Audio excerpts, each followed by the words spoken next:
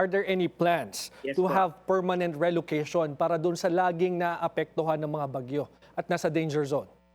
Yes po, katunayan ay nag-usap kami ng mayor ng Pandan. Ito po yung northernmost municipality ng probinsya ng Catanduanes. At sa ngayon po ay nag-identify na sila ng permanent relocation areas sa municipality ng Pandan. Ganon din po ang ginagawa ng Bagamanok. Si Mayor Vince at si Mayor Olog naman sa Pandan. Pareho po ang approach na ginagawa. At yun naman pong nabisita ni President Marcos po sa Tubli ay hinahanapan din ng potensyal na mapaglilipatan sa kanila para mailayo lalo na yung mga nasa coastal areas po.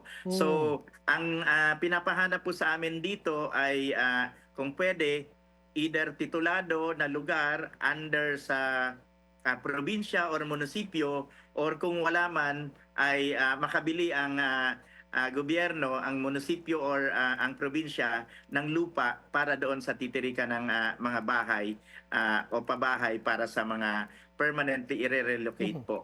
May timeline po tayo as for this permanent housing, permanent relocation?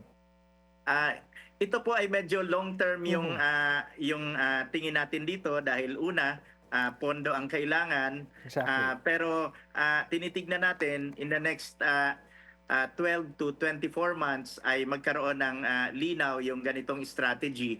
Samantala po, meron ng patapos sa Virac na mga housing project po ang NHA at ito naman yung tinututukan na relocation ng mga covered ng Virac po. So I think around 1,000 plus na housing units po ang natapos ng NHA dito po sa bayan ng Virac.